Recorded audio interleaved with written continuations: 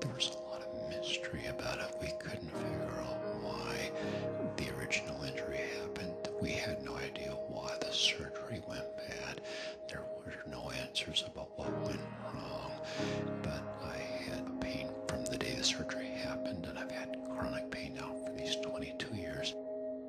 Vocal therapy wasn't helping, so at the end of a year of that, I said to my wife, honey, it just seems to me there's so much mystery surrounding this thing. It seems to me it's more than just a natural thing that has happened. I think there's something spiritual going on here. And I said to her, God got Joseph into prison. God got Joseph out of prison. If you're okay with it, I would like to go with God from now on. I was pastoring at the time, and my pain levels were increasing. My strength was decreasing, and I was reading the writing on the wall. It's over. And I'm in such distress because I don't have a theology for something like this. How can you be giving yourself fully to the Lord, walking in obedience, being fruitful in ministry, and take a hit on something that's taking you out of everything God's called you to? I mean, my theology says that giftings and callings of God are irrevocable. And so I'm in the crisis of my life. Coming into 1994, it's 2 years after the injury, and I'm in so much pain. Every word hurts, and I'm trying to be faithful as a pastor, and I'm in such distress. I cannot go on any longer. I'm just saying, Lord, just let me quit, let me resign and crawl into a hole somewhere, and God will not let me resign. What do you do when you can't quit and you can't keep going? The elders of our church were gracious to me, and they extended to me a 6-month sabbatical. I called the summer of 94 the summer from hell. It was horrible because now they are paying me to figure this thing out, to work it out with God, and to somehow come to some kind of resolution. And so I'm a wreck. Our church had 3 services at the time, and I would bring my family to the Saturday night service to get it over with so that I wouldn't have to go on Sunday. I remember this one weekend, we came to church Saturday, got up Sunday morning, got in my reading chair, got my Bible out, and I've got such a cloud of oppression over my mind, I can hardly breathe. And I'm desperate for a word from God, because back in that season, the only thing that would strengthen and help my soul would be a word from God. As Ephesians 1:17 speaks about the spirit of wisdom and revelation, when the spirit of revelation rests on the word and something comes off the pages that is life-giving, that's my only source of sanity in this season. And so I'm in my reading chair, I've got my Bible, and I'm like, please, please, please, I am desperate for a living word from Christ. Nothing is moving. I tried praying in the Spirit. Let's see if we can get the river of God to flow a little bit. Dust bowl. After about 3 hours of trying to get something moving in the Spirit, I literally threw my Bible on the floor. I said, that is it.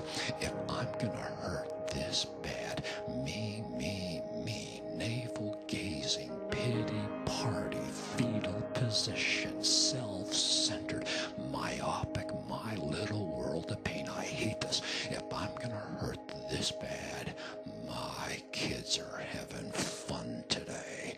I'm taking them to a baseball game. Now you have to understand something about the way I was raised. I was raised in a good Christian home where you honor the Lord's Day. You don't go to baseball games on the Lord's Day. So I've never been to a baseball game on the Lord's Day. In fact, I've never been to a baseball game at all. But I am in so much pain right now that I don't care about the rules. grab my kids. I've got 3 kids, Joel, Katie, Michael. I grabbed a couple neighborhood kids, threw them into my minivan. My wife didn't want to go with me, so it's just me and the 5 kids.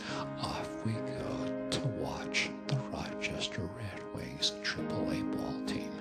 But I'm like a first-timer in church. Where do you park? How do you get in? Where do you pay? Where are the bathrooms? But I'm trying to be cool, and so I'm like, come on, kids, here we go. And we finally find our way into the stadium. They got their hats, they got their baseball gloves, and I'm in an ornery mood. I'm like, everybody gets Coke. Everybody gets popcorn. Everybody gets a hot dog. And so my kids are sitting there in the stands. It's a mid-August day, summer of 94, 75 degrees, not a cloud in the sky. Baseball in America. Katie is sitting next to me, and then the 4 boys. And I'm sitting there, and the cloud has not moved an inch. I am absolutely miserable. And I start having this conversation. I don't know if it's with God or myself, but I start having this inner conversation that starts like this. Do you even understand where I'm at? They are paying me to come after you right now.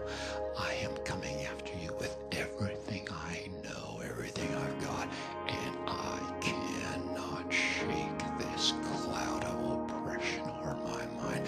God, this thing is not working for me. Am I losing my mind? Do you even understand where I'm at? And then it kind of turned and became like this. What have I done?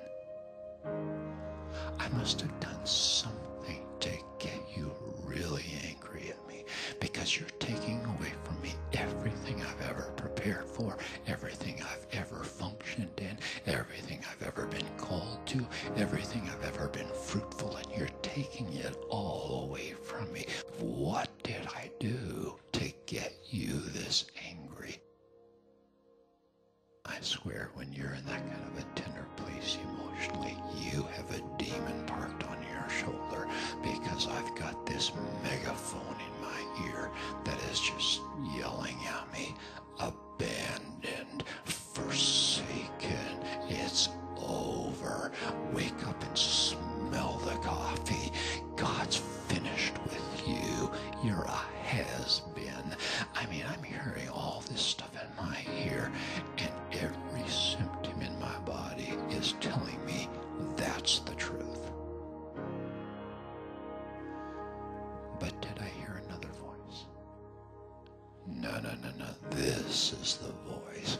This is the voice of reason. This voice is so loud. But did I hear another voice whispering, I am with you.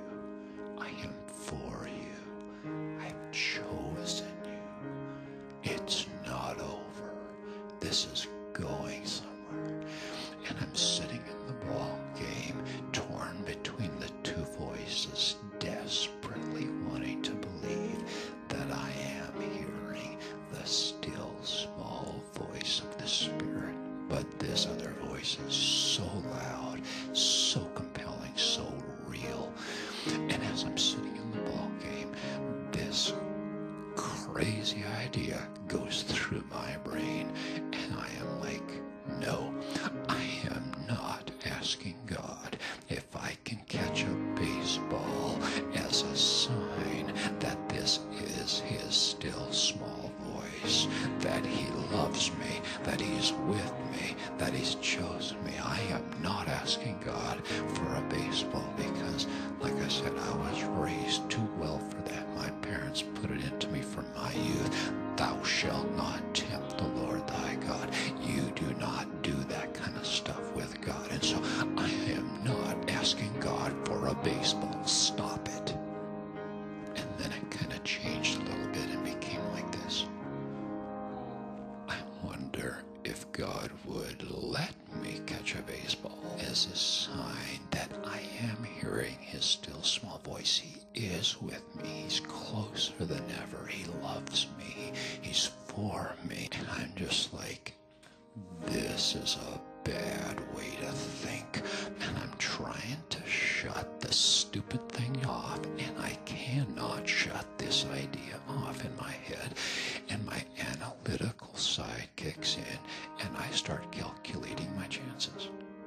Now, I've never been in a game like this before. What are my chances of catching a baseball? So I'm, pi r squared on the field.